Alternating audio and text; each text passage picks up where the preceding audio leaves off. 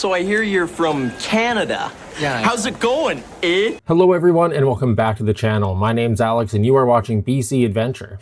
Today we're going to be going over 30 days of Meshtastic and what my experience has been like, how addictive it is, and overall how the network is working in my area. I am blown away at the robustness of the network in my area because when I first checked it out on the mesh map, it only showed maybe a half dozen to a dozen nodes. But once I got on the network, oh my goodness, was there a obscene amount of nodes in my area. And with that being the case, I've been able to make contact up to 250 kilometers away using a network that we used to rely on for our handheld portable phones in our homes when we were kids or teenagers. Our baby monitors. It's absolutely amazing the capabilities of what the Meshtastic network can do. So today we're going to be reviewing my experience. We're going to be looking at the nodes in my area and the app available for Mac and Windows, as well as my iPhone experience and how many nodes I now have since getting started. So without further ado, let's jump right into it.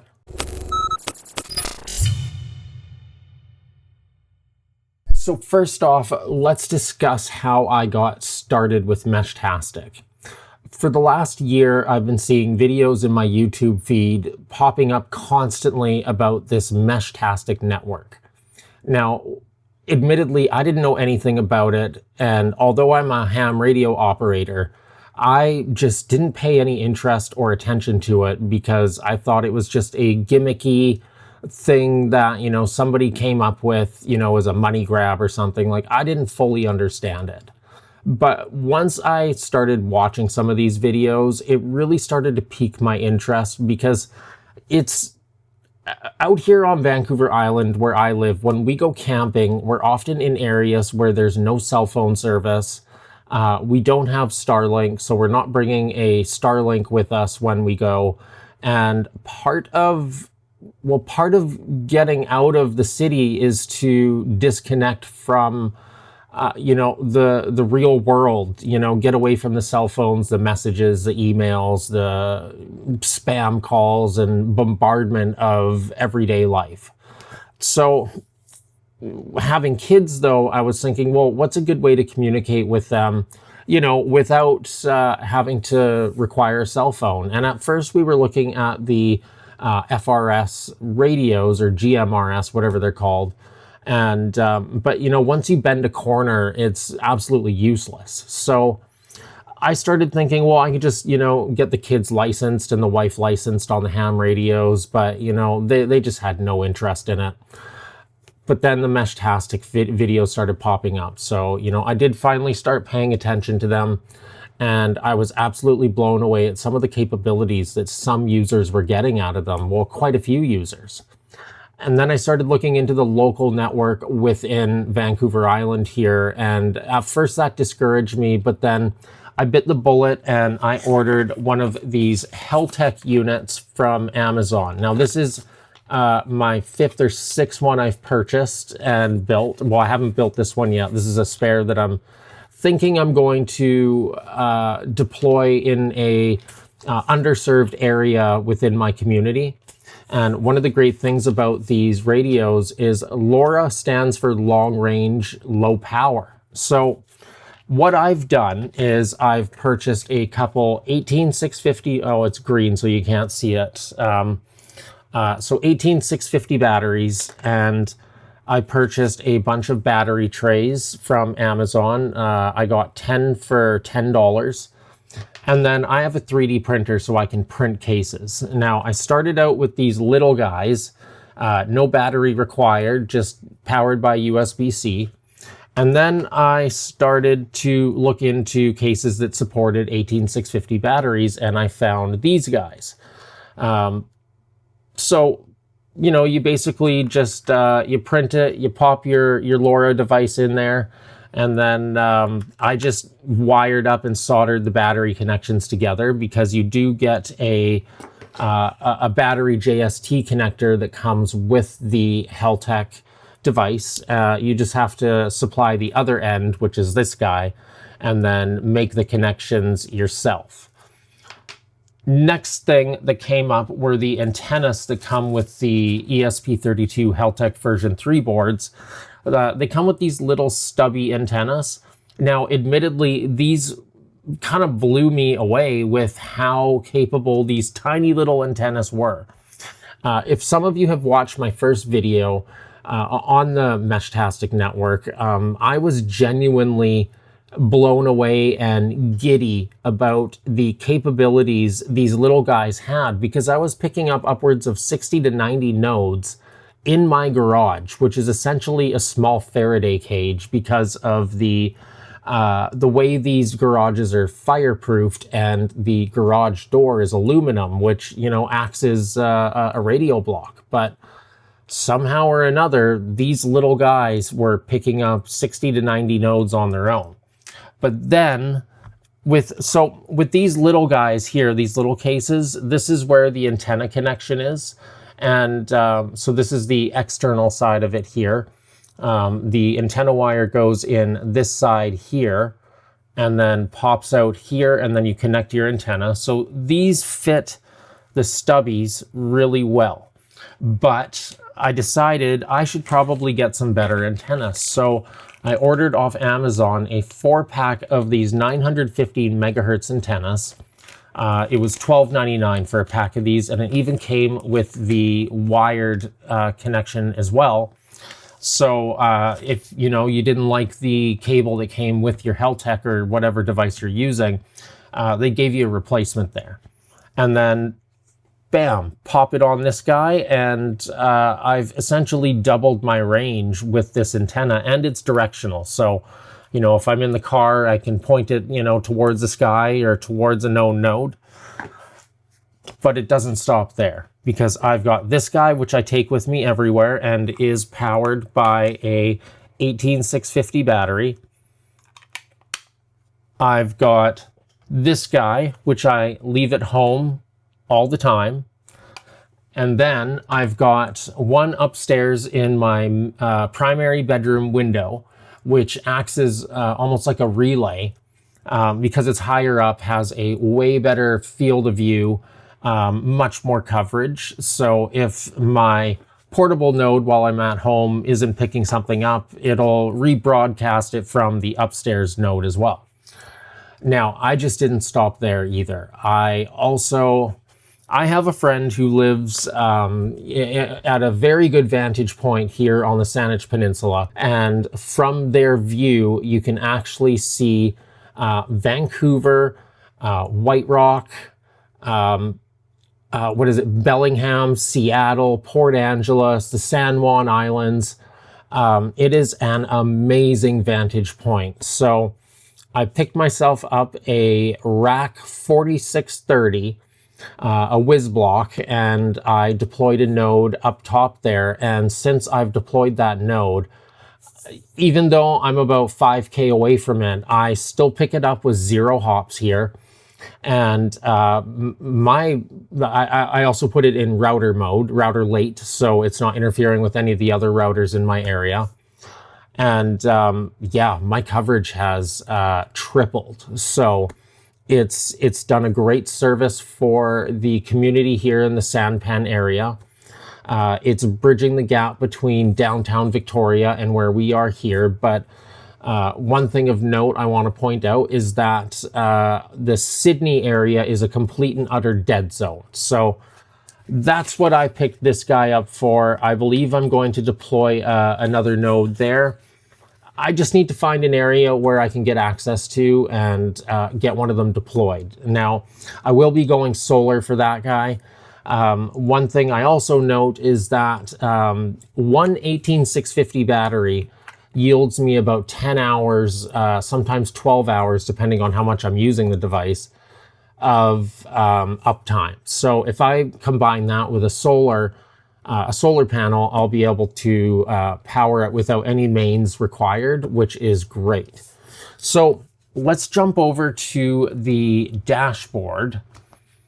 So this is this is my Brentwood Bay node. This is up in my bedroom window. And what I've done is I've set it to connect over my Wi-Fi network so that even if I'm not home, I can VPN into it and send messages out to my local area. This unit is using the stubby antenna, like this little guy here. I do need to print a new case, so I'm going to print another one of these cases here, and I'm going to remount it and use one of the bigger antennas. But with the stubby antenna, check this out. 406 nodes it's communicated with. Now, I'll show you the mesh map here. And this is all the nodes that it's been able to pick up. So all the way up to Campbell River, Seashelt, as far over as, where's this guy here? So Chilliwack, and then if we scroll down here, we're hitting the San Juan Islands here, and we're getting as far down as Seattle. Haven't hit Tacoma yet. Don't have a big enough node for that yet, or vantage point, but it is a possibility if I can get over the mountains here. So yeah, surprisingly, this has been it's been a lot of fun seeing how far I can reach. And you know, as a new adopter of this technology, I am genuinely blown away at its capabilities. Now, the public channel, this has also been a lot of fun. As you can see here, I do miss a couple messages because of the vantage point I'm at. You know, I do have a mountain blocking a part of the area that I would like to communicate to. But for the most part, this has been pretty awesome. I'm able to even pick up people who are on planes, and that's pretty awesome because the odd time I'll get a oh, where are we here? See if I still have it. Let's see. I think it was yesterday or the day before. Yeah. I don't know where it is, but there was an Alaska Airlines flight that was over top, and I was able to make communication with them. Now, do I recommend this? Yeah, I do. I do recommend this if you're interested in getting started in a new project or hobby. It's extremely easy to use, and the community in the public chat is extremely friendly and helpful. Now, there's also a Discord server out there that you can join called Meshtastic, and within it, there's a bunch of localized groups so you can communicate with people in your area. And that's where I coordinated before getting up my router so that I wasn't interfering or what's called... So these devices have a limit to the amount of utilization they can use on the 915 megahertz channel. So it's good practice to communicate with the nodes in your area before deploying a router. With that being said, if you do happen to dive right into this like I did and find that there's certain areas underserved in your community, do communicate with the other routers in your area before deploying, because each router is considered a hop, and too many hops can limit the area of... it can limit the amount of reach that your node has. So in my case, we've got 3 routers that are kind of in the same vicinity, but one is essentially useless because of where it's located. It has a... it's decently high up, but it has a hilly area that's actually blocking it for the most part. So in essence, it's pretty useless, and it's just taking up channel utilization that could be better served elsewhere. So through coordination, I linked up with the community, and we decided that my node would actually be a lot more useful to the community than the one that's behind it. So thank you to the Meshtastic community here on Vancouver Island and Vancouver for helping with coordinating that. It really did help me as a new user. but it also allowed me to give back to the community in essence, because I'm contributing to the network and its longevity and its reachability for other users. Where I am is a little bit unique because we're kind of in a bowl that's quite flat. But with that being said, there's two mountains blocking where the old router, which is, I believe, going to be decommissioned. So I'm on the outer mountain, about 300 meters up. And I do have the option to get it about another 100 feet up if I choose. But its vantage point right now is pretty decent. So yeah, it's a lot of fun. It's addicting. I can't speak highly enough about it.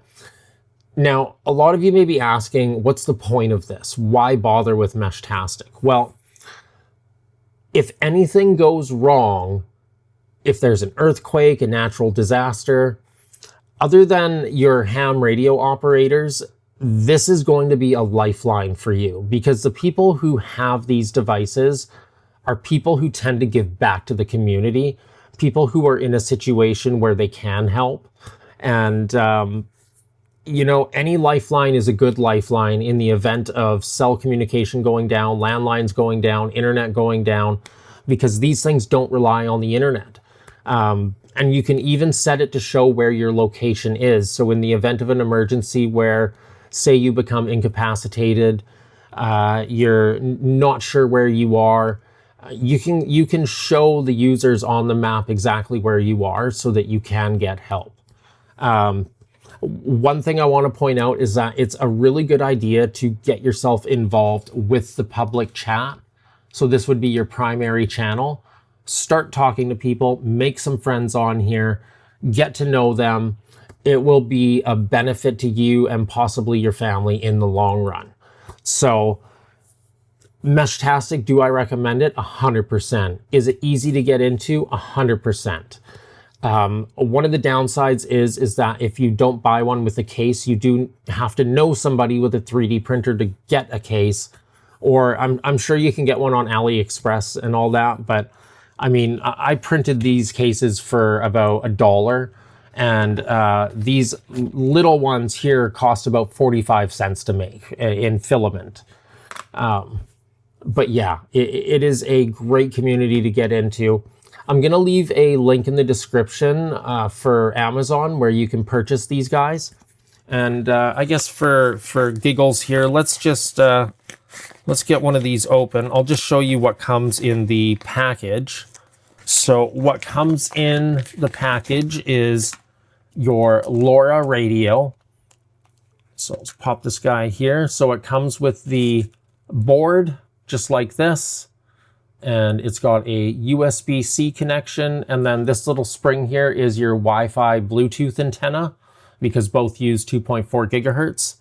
Has a JST, a mini JST battery. Here, let me bring up the main camera here. So that's the board. It's got an OLED screen. You've got your Wi-Fi and Bluetooth antenna there. A USB-C connection, if this will focus. There we go. And that on the back side is your mini JST battery connection.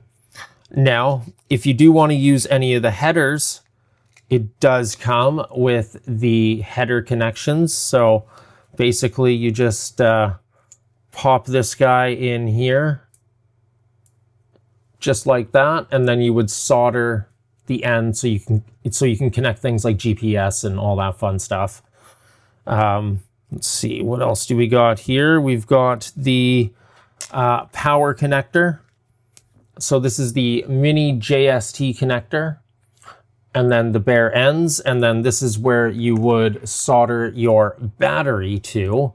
So you just solder up the connections there.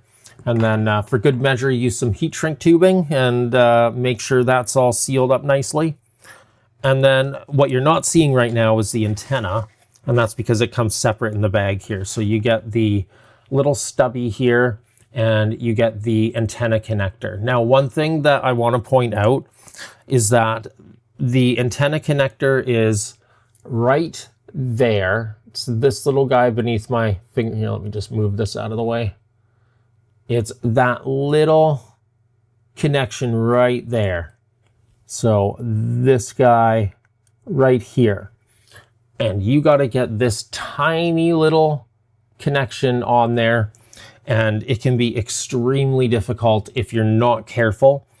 You can damage these ends really easy. And then just a pro tip, never power this radio on without an antenna connected, even while you're flashing it. You can nuke the radio chip on this board. So yeah, it's pretty easy here to get started.